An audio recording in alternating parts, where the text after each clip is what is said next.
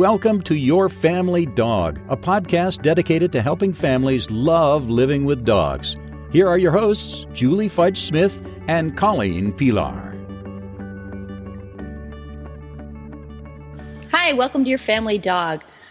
Today, Julie Fudge Smith and I are going to be talking about how to tell if a dog is really friendly or just kind of crazy and overexcited.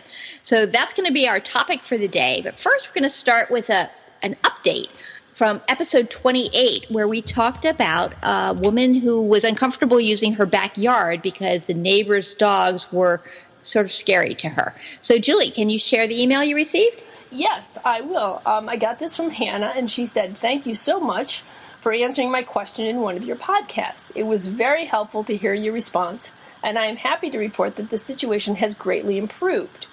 We ended up talking to the owner and had our dogs meet with the fence in between them. The big dogs ended up being very welcoming, and now they are comfortable with Katiri's presence. They just give a very scary first impression. I still would not feel comfortable having them all play in the same yard, but I am relieved to feel safer on my own property. Thank you for a response that was so wonderful of you."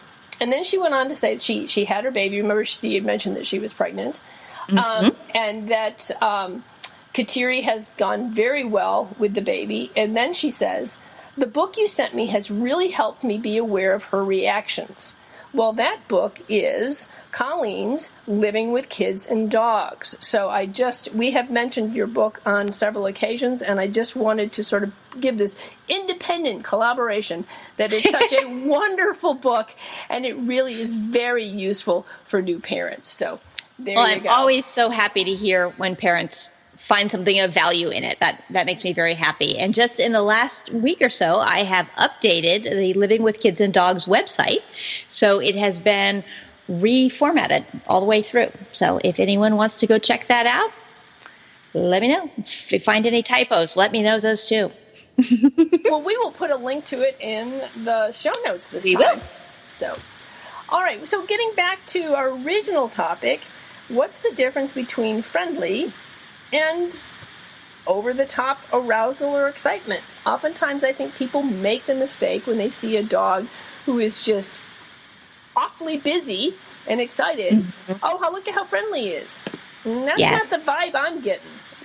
Yes. What would you say would be? It's really frustrating, isn't it, when you're the one meeting the dog and the dog is just like leaping at you and nudging into your space and all busy and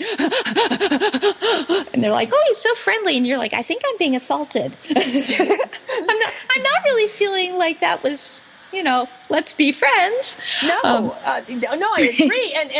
And the worst one for me, and the thing that really clues me into that this is not a quote unquote friendly dog, is when they do what Sue Sternberg calls the pounce off, where one of the things I look for from a truly friendly dog is they're going to come up into your space and they're going to sort of lean into you and want to stay with you for 2 or 3 seconds. The pounce off is the dog comes up and sort of the paws come up and hit you in the chest and bounce off as if you were a rebound board. And that's not friendly.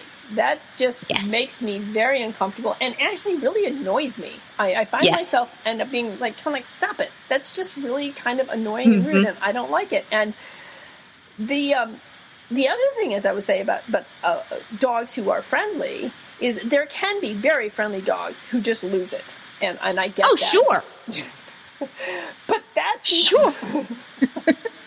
Yes, I had even one really friendly dog who broke my glasses just because he so wanted to kiss my face, and yes, he was probably hyper-aroused, but he was also extraordinarily friendly. So what would you say? But those are sort of two different elements. Yes. So you could be hyper-aroused and friendly or hyper-aroused and not friendly. But in either case, the issue is that hyper-arousal. Absolutely. And that then becomes the family's responsibility to deal with so that the friendly dog interacts in an appropriate way and the less friendly dog is not putting him or herself into situations that are uncomfortable. But what happens, particularly with the friendly dogs, is the families do nothing because they're like, "Oh, he's a really great dog. So sure, I'm going to let him maul all my friends because he's so friendly." And your friends don't agree in that moment, which doesn't mean your dog isn't friendly. It just means that's a bad moment And I talk to people about that a lot, like good moments and bad moments. We all have good moments and bad moments. Mm-hmm. Just yesterday I was having, somebody said, how's it going? I said, I'm having a behavior deteriorates under stress moment because I just felt like everything was coming at me and I was getting sort of frazzled and cranky. And I was like, I can totally see this is happening. Everything's fine, but I'm just too much. And that's the same thing that's happening with these dogs, is they just get themselves spun a little bit too much and they have a bad moment. Right. And so I'm not quite as worried about the friendly dogs who are hyper aroused as I am about the dogs who are not genuinely friendly but are hyper aroused. Mm-hmm. And people mistake that for friendliness. Yes. And that's where you can come up with a situation that can become very quickly very uncomfortable and perhaps, I don't want to use, not really dangerous, but could deteriorate rapidly into a situation that becomes not just uncomfortable, but scary for people. Right. And frequently what will happen with a dog is that they really want to investigate. So they come up close and they do a lot of sniffing. And I worked with a German Shepherd who was really prone to this. She was so nosy, not friendly, but nosy, both literally and in the sense of intrusive. And she would come really close and start sniffing, and then she would look up and then realize, hey, you're too close to me, and bark at people right in their face, just rear up and bark at them. But she's the one who came too close. She's the one who closed the distance. And then she went, problem. Because she wasn't really a social dog. She wasn't really comfortable with people. But she did want to investigate. And that once the family was able to identify why she suddenly would go from being so friendly to not so friendly, I was like, because she never actually hit the friendly point. We were able to prevent and give her some alternative behaviors. But when dogs are coming in for the checking out, that isn't necessarily about friendliness. That's just, I want to explore my world. Right. And I think one of the things that I feel like is genuinely different between an aroused dog is there's a lack of focus. Mm-hmm. What I will find with a dog who's aroused versus one who's friendly. Someone who's friendly is like, person, hi person, I want to come over, I want to say hi to you. You can scratch my ears if you want, you can scratch my tail, I'm going to lean into you, it's really nice to see you. They want to actually spend time with you, and you have a series of gentle interactions with the dog who really is genuinely friendly. And if you pet them, they go, oh, that's kind of nice. I kind of like to lean in for more. Mm-hmm. Whereas with an aroused dog, there is absolutely no focus. It's like, oh, you, hi, lean, hit, bang, I'm off. Yeah. So that there's no extended interaction that's gentle in any way.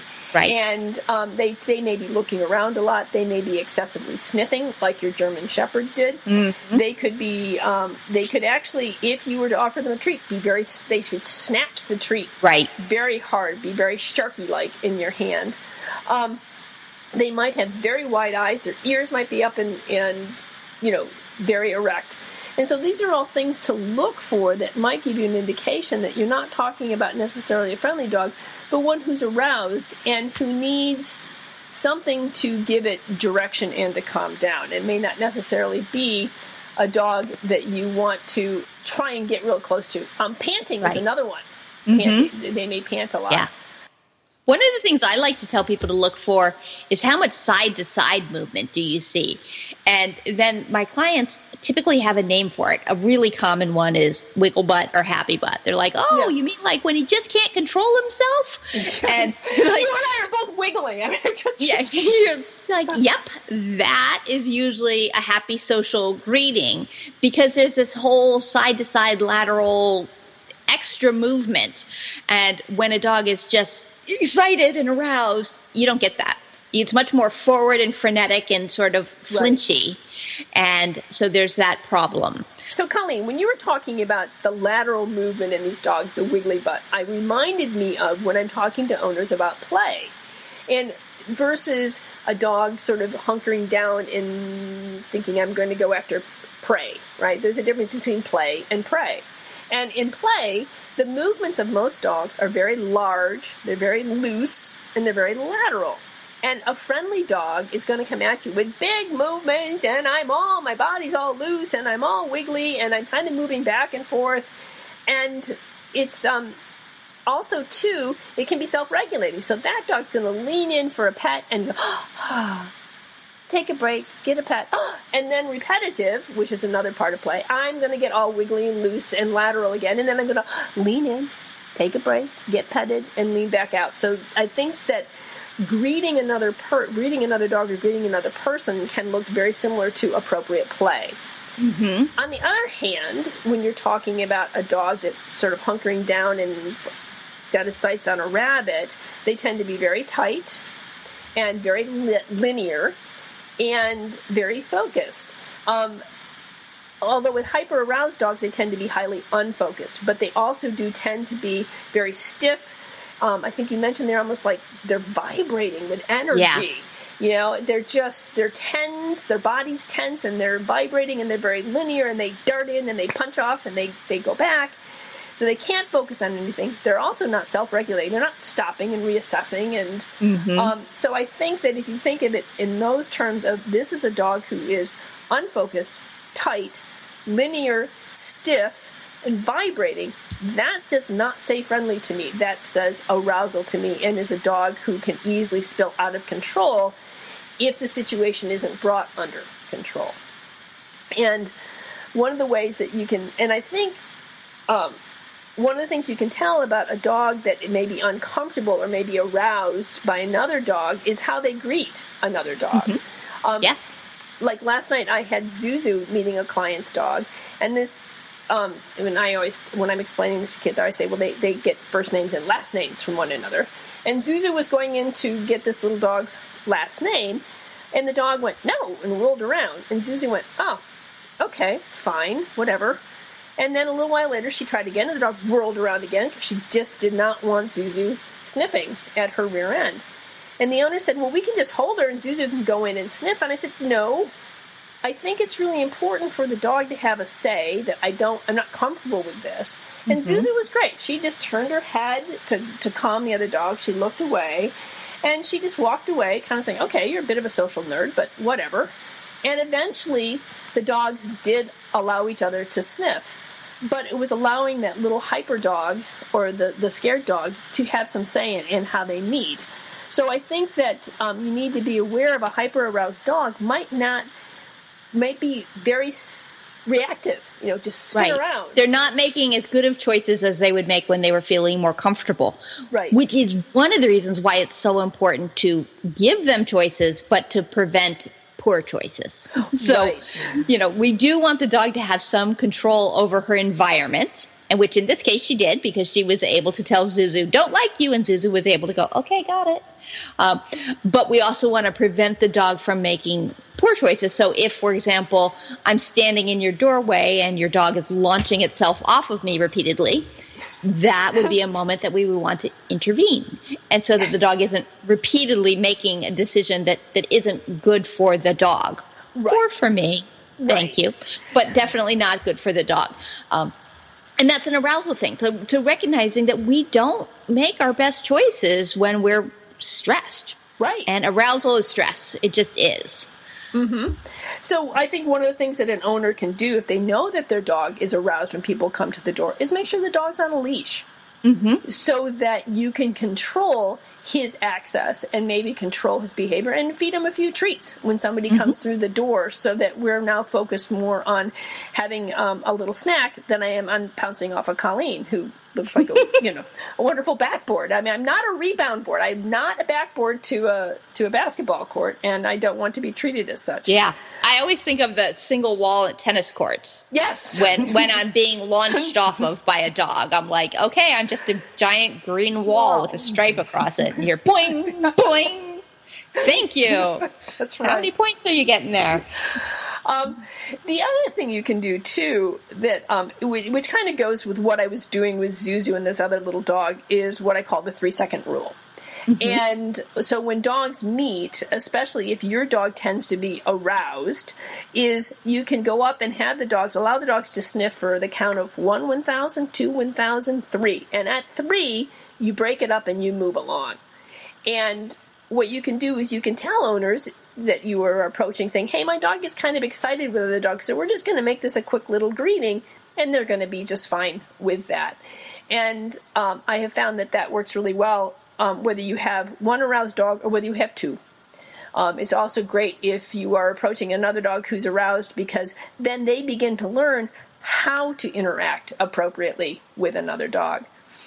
But if you know that your dog can't even make it to 3, that it's 1/1000 and we're off, then don't try this. You're just setting yourself and your dog up to fail. And instead, what I would probably do is cross the street, and we can watch the other dog walk by while we eat turkey. Turkey's good. Turkey's good. So that way your dog learns, the approach of another dog is not something that I have to lose my head over. That right. I can. And your 3-second rule and the crossing the street, they're both excellent techniques that decrease arousal. So the end goal in both cases is to make the dog feel more comfortable and less stressed. Right. In one case, we're just having a quick greeting, staying within your comfort zone. Life is good, no big deal, and you're done. Yay. And the other, we're like, you don't have to deal with that. Life is fine, and good things happen to dogs over here while we watch scary dogs pass on the other side of the street. We don't need to worry about them because turkey's involved. Yes. So the arousal piece, I think what happens to so many of us is that we see our dogs in their very best light because we know how amazing they are. Right. And so we love our dogs, and everything they do, we perceive from their very best self. So they're often sweet, gentle, and kind, and in this moment they're being, pushy and rude and crazy, and we're like, well, he's just so happy. No, he's having a bad moment. Again, bad moment. But that doesn't mean it's not a great dog. So if we can be a little bit more objective about behavior, we can actually help our dogs be more successful and more comfortable in these situations, because nobody who's in any sort of hyper-aroused state is happy. Right. They're just not. Right. And if you have a hyper-aroused / friendly dog, then a lot of it is just helping him learn some impulse control. Right. And helping him learn, I can be with people and be under control. And so that's great. If you, however, you have a dog that is the hyper-aroused, unfriendly dog, that's going to require some other management skills as well. And it's going to require that you allow this dog who may not be friendly to feel safe. As you were mentioning, It's all about being, feeling safe and comfortable. So I think it's also important to try and be, as you said, be a little more objective about who your dog really is. Is this aroused and friendly, or is this aroused and not so friendly? Because it's going to be a little bit different in how you manage that dog. Right. And I just want to clarify here one little word choice, because unfriendly has some negative connotations. But we could look at this more as aloof or introverted, like you could have a fantastic dog who adores you and thinks that the rest of us could fall off the planet, and that's still a great dog. That dog doesn't need to interact with everyone in the world to be an amazing dog. So when we're talking about friendliness, we're talking about unfamiliar people. Does your dog go, yay, strangers? Or does your dog go, ugh, strangers? And there are terrific dogs who are less social with unfamiliar people. Yes, absolutely. And I didn't mean anything derogatory there at all. I had one of those dogs. Bingley was I knew like you that. Didn't mean anything. I just want to make sure everybody knew that we get that. Because yes, we do. And introverts of the world unite. That's right. It's perfectly fine to be introverted. It's perfectly fine to be, because Bingley was comfortable with strangers. He just wasn't interested in getting to know all of them on an intimate basis, especially when we were out, because, we're on a walk, and this is what we do. It's my sniffing time. That's right. Whereas if not my stranger time. That's right. Strangers come to the house, and that's fine. So, it can be in different situations. Bingley would act differently. When we were out walking, absolutely, he was much more aloof to strangers. If they came to the house, it's like, well, they must be here for a purpose, and I should run over and say hello to them. So your dog can have different reactions in different situations as well, and to be aware of that as well. That will help you to manage him more effectively. And the more effectively you manage him, the more he's going to learn what is and is not appropriate behavior as well. So Right. So if we just sort of wind back around and sort of recap for people, your dog is amazing just as it is. Start there. And then in their best circumstances, in their truly happy, joyful moments, they're going to have large, loose, lateral behavior. They're going to look like cartoon dogs. They're going to be like, hey, this is great.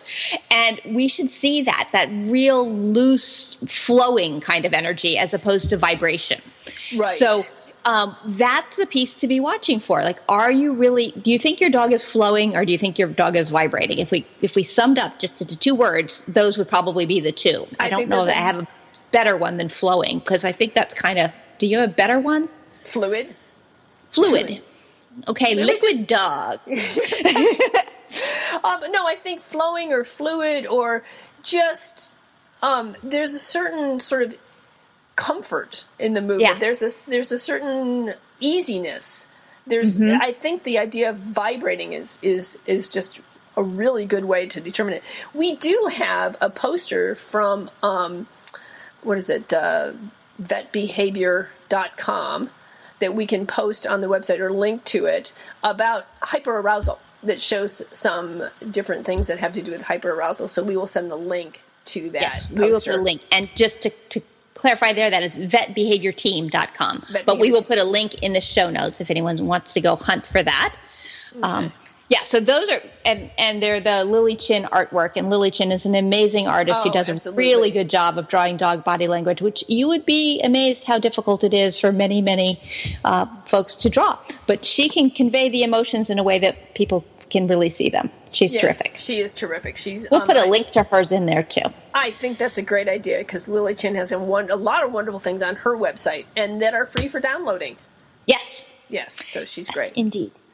So that's sort of the gist of today, is to really recognize when your dog is in their best moments and when they're feeling a little stressed or definitely in hyperarousal, kind of crazy mind. and if you're in doubt at all, one of the best things you can do is just put your dog on a leash with you, whether you're inside the house or not, because that's going to give him a cue. Oh, I'm connected to my person. You're going to be able to control whether he can pounce off of Colleen or tennis ball wall, or and it's going to make it a lot easier for you to redirect him back to you to reward for that calm behavior. So, in this case, a leash can be a really wonderful management tool.